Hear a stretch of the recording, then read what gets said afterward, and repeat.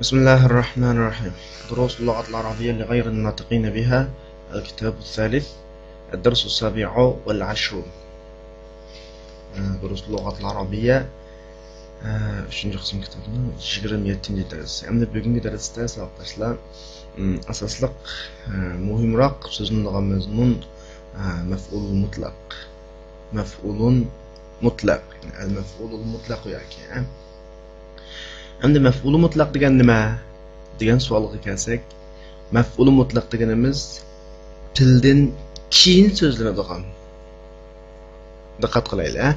Chuqum oldida bir fil etish kerak. Shu fildan keyin filning ma'nosini ta'kidlash yoki filning sonini bayon qilish, ya'ni shirkat qancha qitim yuz berdi shuni bayon qilish yoki filning turini bayon qilish, ya'ni fil qanday shaklda, qanday holatda yuz berdi buni bayon qilish uchun so'zlanadigan masdar.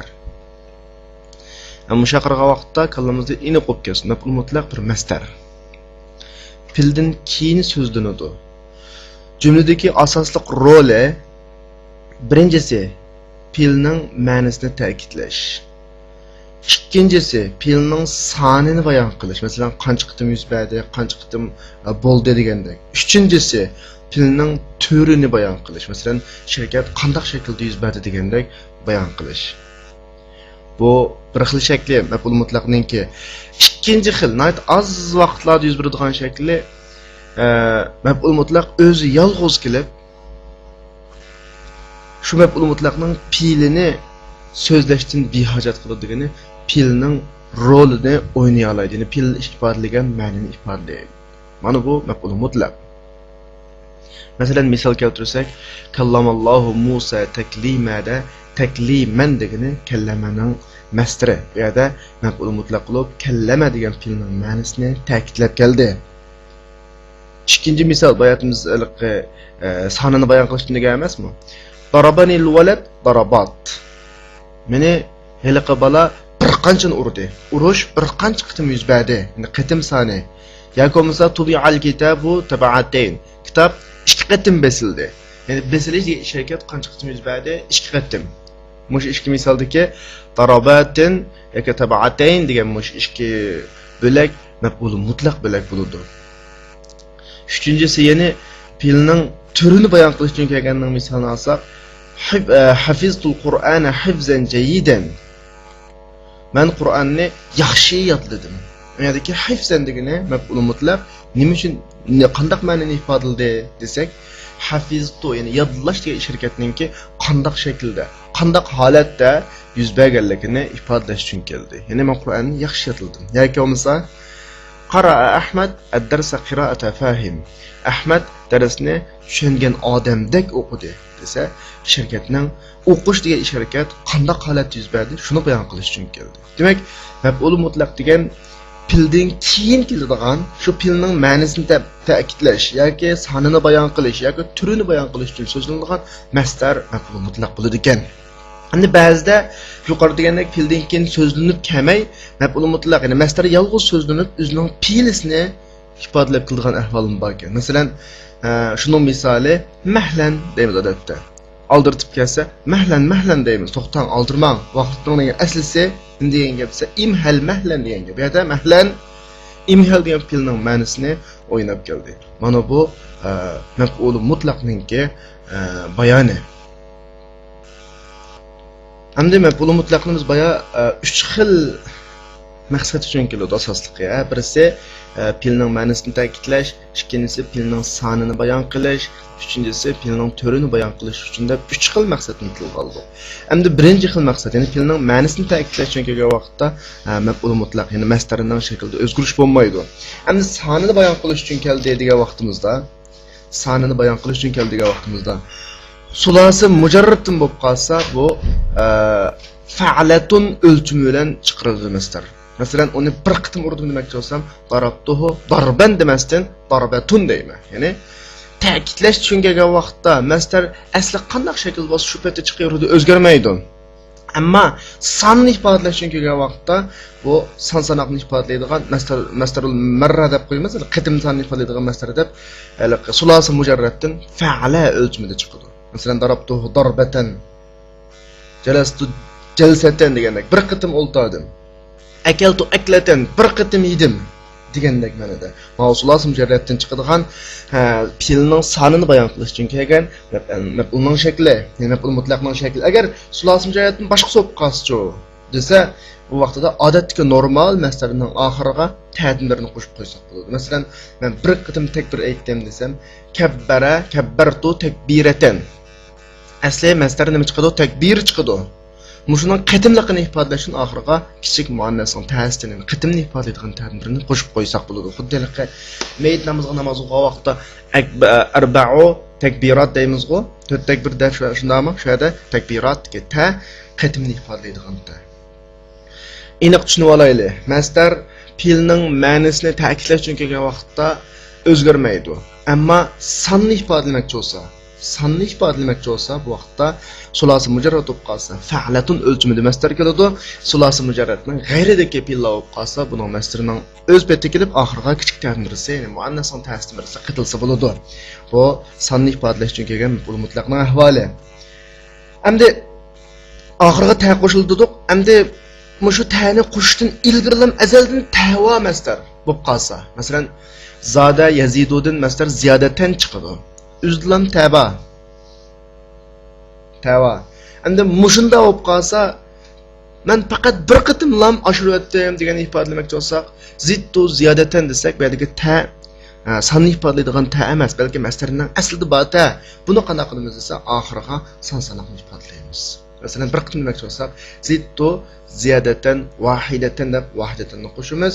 Bu yerdagi ta uning kifoya emas.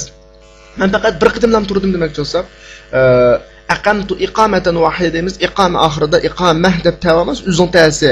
Bu ta son sanoqni ifodalashga kifoya emas. Vaqtni nima deymiz? Iqamatan wahidan deb oxiriga wahidan birni qo'shamiz. Tarjamatul kitob, tarjamatan wahida desak, kitobni bir qitim tarjima qildim desak, tarjamaning o'zida tava. Bu ta masdarining ta uzdi bo'lgan tavaga chiqib, biz bu yerda sonni ifodalash uchun cho'qim oxiriga wahidani qo'shmasak bo'lmaydi. Mana bu yuqoridagilar maf'ul mutlaqning sonni bayon qilish uchun kelgan turininki ahvollari. Hamda maf'ul mutlaq biz hay'atni bayon qilish uchun keldik emasmi? Turni bayon qilish, ya'ni hay'at turini bayon qilish uchun keldik.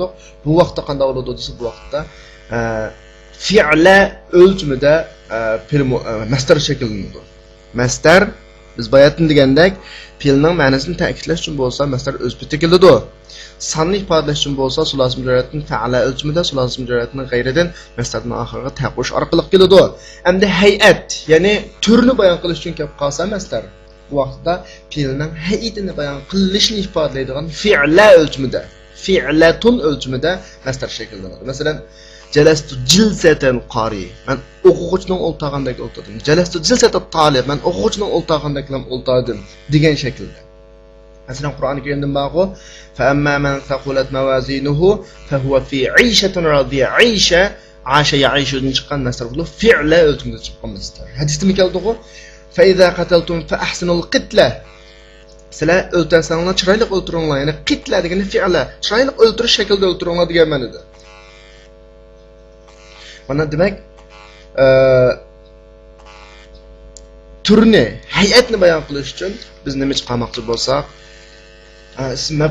maf'ul mutlaq chiqarmoqchi bo'lsak, buning ishlatiladigan masdar qanday shaklda fi'latun o'lchimida chiqariladi ekan. Endi mavzu sulasi mujarratning gapi, ammo sulasi mujarratning g'ayridan cho'tsa, sulasi mujarratning g'ayridan hay'atni bayon qiladigan, turni bayon qiladigan maf'ul mutlaqlar chiqarilmaydi. Demak, yuqoridagi maf'ul mutlaqningki maf'ul mutlaqningki ma'nosini ta'kidlash uchun kelgan, sanni bayon qilish uchun kelgan va turni bayon qilish uchun kelgan taraflariningki ahvoli. Endi biz ba'zi ahvollarda maf'ul mutlaqning o'zi kelmay boshqa xil shaklda maf'ul mutlaq kelganini uchratib qolamiz. Bu qanday ahvol desa, ba'zi vaqtlarda maf'ul mutlaqning o'rniga, maf'ul mutlaqqa masdar kelmay, masdarni ifodalaydigan narsalarmi masdarining o'rnida turib, maf'ul mutlaq bo'lib kelalaydi. Shu vaqtida shu masdarining o'rnida kelgan so'zga biz masdarining nimasini bilamiz, hukmini bilamiz. Ya'ni qaysi hukm zavar o'qiladigan hukmni. Nundab maf'ul mutlaq deb turib. Gerçi mastar olmasın. Asli maf'ul mutlaq mastar bo'lishi kerak. Ammo ba'zida mastarning rolini o'ynay oladigan bo'laklar mastarning o'rnida maf'ul mutlaq bo'lib keladi. Masalan, qandaq narsa shunday bo'lib qilsa, töndagidek 8 turlik narsa maf'ul mastarning o'rnida maf'ul mutlaq bo'lib kelalaydi. Birinchisi kul, ba'd, ay qatorliqlar mastarga muzof bo'lib kelib qolsa. Masalan, kul, ba'don, ayyun degan so'zlar mastarga muzof bo'lib kelgan vaqtda mushu so'zlarning o'zi maf'ul mutlaq bo'lib kelalaydi. Keyinidagi muzof bilan bo'lgan mastarning quvvatida. Masalan, misal alsak, akhadhanil mudir ba'dal muakhadha. Mana mudir azroq aybladi. Ba'dal muakhadha. Asli muakhazatan asli bu mastar. Ba'da onun qo'shilib kelish orqali muzof bo'lib kelish orqali ba'da maf'ul mutlaq bo'ldi, muakhaza emas.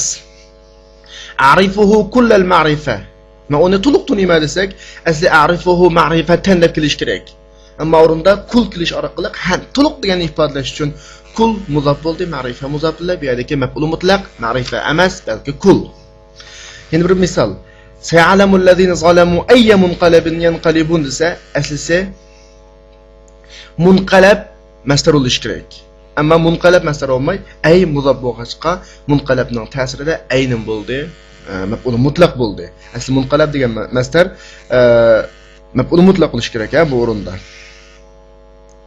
Ikkinchisi mastarning o'rnida kelib maf'ul mutlaq bo'la oladigan bo'lakning ikkinchisi mastarning soni. Masalan, mastariga 3 yoki 4 yoki 5 degandek sonlarni qo'shib ekelsak, mushu son maf'ul mutlaqning o'rnida, mastarning o'rnida maf'ul mutlaq bo'la oladi. Masalan, zurtuhu thalathata ziyarat desak, men uni 3 qatim yo'qladim desak, asli ziyaratun deb kelish kerak. Zurtuhu ziyaratun deb ziyorat yoki ziyaratan deb nima kelish kerak? Birlik holatda yoki ko'pni ifodalamoqchi bo'lsa ziyaratun degandek nima holatda? Ko'plik holatda mastar o'zi kelish kerak. Ammo biz bunga sonni ifodalamoqchi bo'lib, sonni qo'shib, masalan 3, 4 degandek sonlarni qo'shib o'tdik. O'sha son mastarning o'rnida maf'ul mutlaq bo'lib keldi. Mush jumlada salasa maf'ul mutlaq deymiz. Darabtuhu 20 darba. Men uni 20 qatim urdim yoki 20 ni urdim desak, asli darbatan maf'ul mutlaq. Ammo biz 20 ni ifodalamoqchi, 20 degan son qo'shildi, mush son maf'ul mutlaq bo'ladi mush o'rinda. Uchinchi, mastarning o'rnida turib maf'ul mutlaq bo'lib kelalaydigan bo'lakning uchinchisi mastarning sifati. Hamda sifat asli sifatlanguvchining keyinda keldi. Ammo bu yerda sifat oldida kelib maf'ul mutlaq bo'ladi. Masalan, sa'atu ahsanal musa'ada. Men uningga eng tayin chiroyli yordam qildim. Asli ahsan sa'atuhu musa'adatan ahsan deb kelish kerak. Ammo ahsan oldida kelib ham buning bo'lib ketdi. Maf'ul mutlaqlik rolini o'ynadi. Garchi u mastar olmasin-mi? To'rtinchisi mastarining ismi shu mastarning o'rnida turib maf'ul mutlaq bo'la oladi. Endi mastarning ismi degan nima? Desa, mastarning ismi deganimiz o'zi mastar emas. Ammo mastar ifodalagan ma'noni ifodalay oladigan o'zining harflari mastardan oz. Bundaq ism mastarning ismi bo'ladi. Masalan, xuddi tawaddaa yatawaddau fe'l. Buning asli mastari tawadduun chiqadi, ya'ni tahorat olmoq degan chiqadi. Endi ba'zi vaqtda vudu deb kelsa-mo tahorat olmoq degan ma'no chiqadi emasmi? Vudu tawadduning ma'nosini ifodalaydigan mastarning ismi bo'ladi. Mastarning ismi bo'ladi. Demak, mushta mastarning ismlari kelib qolsa-mo, mastarning o'rnida turib, qana qila oladi, mastarning rolini o'ynab maf'ul mutlaq bo'la oladi. Beshinchisi, masalan, Qur'oni Karimda kallamtu kalaman degan nima? Kallamtu kalaman desak, masalan, men uningga shundoq bir so'z deb desak, kalam kallamtuning mastari emas. Ammo mastarining ismi. Kalam deb so'z jumla deb ishlatamiz. Biz kalam degan ne? Bu mastardan chiqqan ism ishib ketgan bir so'z. Biz mastarni o'rniga kalamni ishlatsak, xuddi kallamtu takliman degandek ma'noni ifodalayaveradi. Beshinchisi, turlanish jihatda mastar bilan o'rtoqlikqa ega bo'lgan boshqa mastarlarmi mastarning o'rnida turib maf'ul mutlaq bo'lib keladi. Bunda degani biz akilishga tegishlik fe'lning o'zining mastari emas, ammo turlanish jihatda, bob jihatda munosib bo'lgan boshqa mastarlar. Masalan, tabattala ilayhi tabtila desa, tabattal ilayhi tabtila desa, tabattal buyruq fe'l. Bundan tafa'aludin tafa'ul tabattul chiqish kerak. Ammo buni chiqarmay, nima deb chiqardik? Tabtil fa'ala yufa'ilu babidan boshqa babdan bir mastar keldik. Bu mu buluyordu. Enbete nebete o'xshash. Enbete af'ala babından doğumlu mesele çıkışı olqası inbaten kelish kerak. Ama biz nabatadan chiqarib, nabatan deb akasak mı buluyordu. Yani mesele bilan turlanish jihatda aloqasi bo'lgan boshqa mesele olib qolsam buluyordu. 6-cı meselenin o'rni turib, maf'ul mutlaq bo'la oladigan bilak ism ishorat. Masalan, aqulta hadal qawl, musha gapni dedingizmi desa, qawl qalaninki masdari. Bu maf'ul mutlaq bo'lishi kerak, ammo bu yerda haza degan ism ishoratni kelish orqali haza maf'ul mutlaq oldu, qawl hazadan badal oldu, maf'ul mutlaq emas. 7-cisi shu maf'ul mutlaq, yani masdarga qaytadigan damir, masdarga qaytadigan damir, yani almash masdarining o'rnida turib maf'ul mutlaq bo'la oladi. Masalan, ijtahadtu ijtihadan lam yajtahidhu ghayri. Men shundoq bir tirishdimki, u tirishda mendan boshqa odam tirishib boqmadi desa, ijtihadan ijtihadanmi maf'ul mutlaq oldingi jumlaning. Endi keyingi bir jumla bor. Lam yajtahid degan bir jumlaning maf'ul mutlaqi lam yajtahidhu deki hu damir maf'ul mutlaq bo'ladi. Bu damir oldidagi ijtihada degan maf'ul mutlaq qaytadi. Demak, jumlada ikki maf'ul mutlaq bor. Birisi ijtihadan, endi birisi hu. Hu mu maf'ul mutlaq bo'la oladi demakchi. 8-incisi maf'ul mutlaqning ma'nodash so'zlari. Masdarining ma'nodash so'zlari shu masdarining o'rnida turib qana qila oladi. Maf'ul mutlaq bo'la oladi. Masalan, ashtu hayatan sa'ida. Men xushal turmush kechirdim. O'shada hayot asha ya'ishu degan ma'noda keladi. Xuddi jalastu qu'udan degandek. Qa'damam o'ltadi, jalasam o'ltadi. Ammo masdar bizga o'xshamaydi emasmi shakl jihatdan olgandan mushadagi o'xshamaydigan boshqa ma'nosi bir, lekin ma'nosi bir o'xshamaydigan boshqa masdarlarmi buning o'rnida nima bo'lib kelalaydi? Maf'ul mutlaq bo'lib kelalaydi. Endi yana bir daqiq tegishlik mazmun maf'ul mutlaq munosabatlik. Maf'ul mutlaqningki omili bo'lgan fil ba'zi vaqtda jumladan yoki maqomdan bilinsa, tushunilsa, chiqib ketsin bo'ladi. Masalan, quduman muborak deb qo'yamiz, xush kelibsiz, muborak kelibsiz. Qadamlaringizga muborak degan gap aslisi qadimta quduman xayra muborak. Nima? Qadimta quduman mubarakan degan gap, ha? Bu yerdagi qadimta degan fe'l tushib ketdi, bu xato emas. Ondan keyin maf'ul masdarining gapi chiqib qoldi. Endi biz fe'l turlash darslarimizda masdarlar to'g'riliq sulasi mujarradda 6 bob bor. Bu 6 bobning masdari muqim o'lchimi yo'q. Qiyas, yani samai arablarning anglish orqali bo'linadi. Qolganning muqim o'lchimi bor degandir. Endi yana shulardan boshqa biz yuqori tilga olgan masdarlardan boshqa masdar mimi deydigan bir masdar bor. Bu masdar mimi deganimiz masdarlarning beshida ortiq mim bo'lib keladigan masdarlar masdar mimi bo'ladi. Masalan, daraba yadribun madrabun, mata yamutun mamatun, arifa ya'rifun ma'rifa, maqdiratun ma'aidatun chiqqandek buning hammasi masdar, ammo nima? Masdar mimi. Endi bugungi darsimizda masdar mimiga munosabatlik bir so'z bor. Ya'ni nima deb munqalabun. Bayatni biz masdarga misollanish jarayonida bir yerda oldiq qo'yaymi? Munqalab. Bu o'xshashlar masdar bo'laverdi, ha?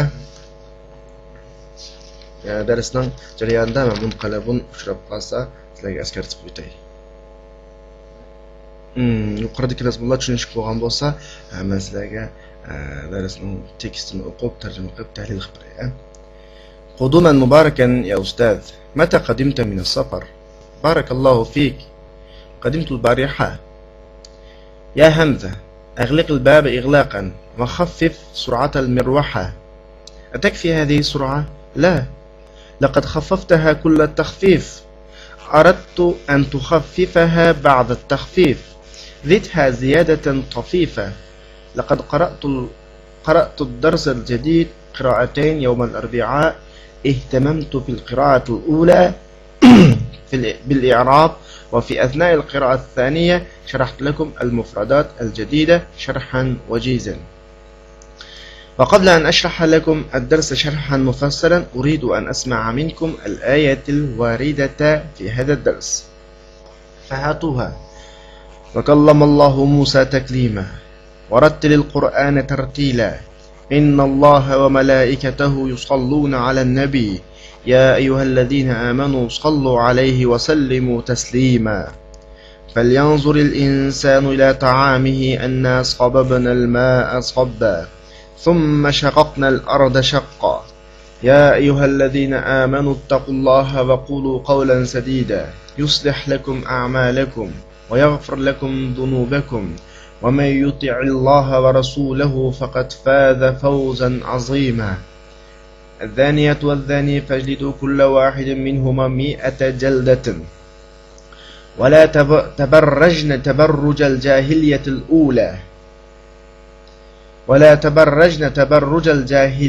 الأولى يا أحمد لبيك يا أستاذ أتجلس في الفصل هذا الجلوس؟ اجلس جلسة طالب علم سمعا وطاعة. الآن أملي عليكم كلمات من الدرس إملاء فاكتبوا. مهلا يا أستاذ لما نستعد.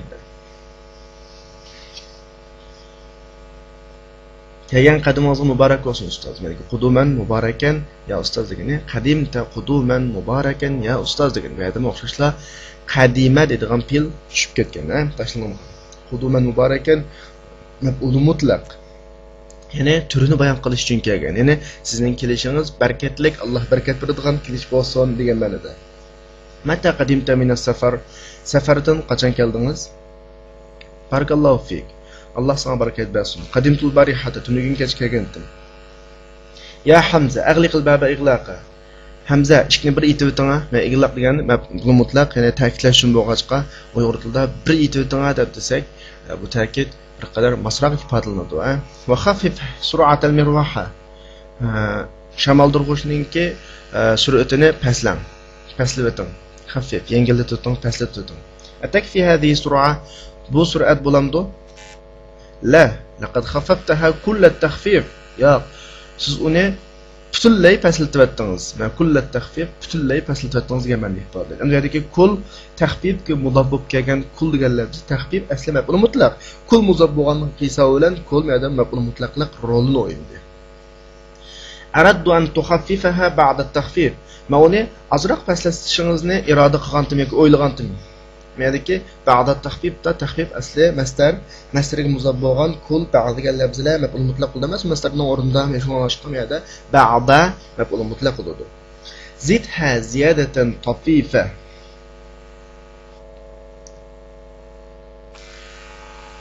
Azroq ko'paytirib o'ting. Ma'noda ziyadatan tafifada ziyada nim bo'ladi, maf'ul mutlaq bo'ladi. Laqad qara'tu ad-dars al-jadid qira'atayn yawm al-arbi'a. Men yangi darsni payshanba kuni 2 qatim o'qib qo'ygandim. Qira'atayn, qira'a. Fi'llar jumlasi. Qira'atayn 2 qatim o'qib qo'ygandim maf'ul mutlaqa. Ihtamamtu fil qira'ati al-ula bil i'rab. Birinchi qatim o'qiganda i'robga, ya'ni grammatikalik o'rniga ahamiyat bergandim. Va fi asna'i al-qira'ati ath-thaniya sharahtu lakum al-mufradat al-jadida sharhan wajizan. Ikkinchi qatim o'qish jarayonida sizlarga yangi so'zliklarni qisqagina tushuntirgandim. Sharahtuninki maf'ul mutlaq, ya'ni vajizaning kelishi bilan bu turni izohlash, qanday izohlash, qisqagina izohlash, turni bayon qilish uchun keldi. Va qabla an ashraha lakum ad-darsa sharhan mufassala uridu an asma'a minkum al-ayat al-waridata fi hadha ad-dars fahatuha. Darsni tafsili izohlashdan ilgari sharhan mufassala o'xshashlar mutlaqa yuqoridagiga o'xshash. Uridu an asma'a minkum sizlardan mushu darsda kelgan oyatlarni anglay deyman. Uridu an asma' anglamoqchi, anglashni xohlayman. Fahatuha qani keltiringlar. Va kallama Allohu Musa taklima. Ya'ni taklima kallama degan filning maf'ul mutlaq, ya'ni masdar, bu yerda nima qilish uchun kelgan, ta'kidlash uchun kelgan. Warattil Qur'ana tartila. Ya'ni tartilni o'xshashlar, tartilning nimasi maf'ul mutlaq masdar. إن الله وملائكته يصلون على النبي يا أيها الذين آمنوا صلوا عليه وسلموا تسليما. المشاياتك وسلموا تسليما دك تسليما وخشلا مفعول مطلق. سلموا دي يمكننا مفعول مطلق. فلينظر الإنسان إلى طعامه وأنا صببنا الماء صبا ثم شققنا الأرض شقا. مشاياتك صببنا الماء صبا دك صببنا مفعول مطلق، يعني مستر شققنا الأرض شقا ديك شقا شققنا المستر بولك مفعول مطلق يسبلنه. يا أيها الذين آمنوا اتقوا الله وقولوا قولا سديدا يصلح لكم أعمالكم ويغفر لكم ذنوبكم ومن يطع الله ورسوله فقد فاز فوزا عظيما. Ey müminler, sizler Allah'tan korkunlar. Doğru sözlerini almış orunda. وقولوا قولا سديدا. Yani ki kavlen kulununki mef'ul mutlaqı. Ondan ayetning oxirisidagi faqat faza fawzan azima. Fawza o'xshashlan fawzan faza degan fe'lninki masdar bo'lib maf'ul mutlaqlik rolini o'ynaydi. Az-zaniyatu vaz-zani fajlidu kulla wahidin minhuma 100 jalda. Ma'runda fajlidu kulla wahidin minhuma 100 jaldatindagi jalda asli maf'ul masdar bo'lib maf'ul mutlaq bo'lishi kerak. Ammo bu yerda 100 jaldigini bo'lib qolg'achqa muzab bo'lib kelgan son bo'lg'achqa sonla masdarining o'rnida turib maf'ul mutlaq bo'la oladi. Unda maf'ul mutlaqni 100 deymiz, 100 maf'ul mutlaqi. Wala tabarrajna tabarrujal jahiliyatul ula. Ma'rundagi tabarrujal jahiliyatul ula tabarruj tabarrajna degan fe'lninki masdar bo'lib maf'ul mutlaq bo'ladi. Ya Ahmad, labbayk ya ustoz. Ahmad, xo'sh ustoz, ataydusu fil fasl hadal julus. Sinfda mashtaqa o'tiramsa? Ma'rundaki hada degan ismi ishorat masdarining o'rnida turib tajlisu degan fe'lning maf'ul mutlaqi bo'ladi. Ijlis jilsata talib ilm.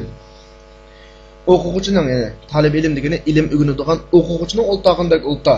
O'rinda jilsa nav'iyatni, ya'ni hay'atni bayon qilish uchun kelgan fi'la o'lchimidagi masdar, ya'ni maf'ul mutlaq bo'ladi.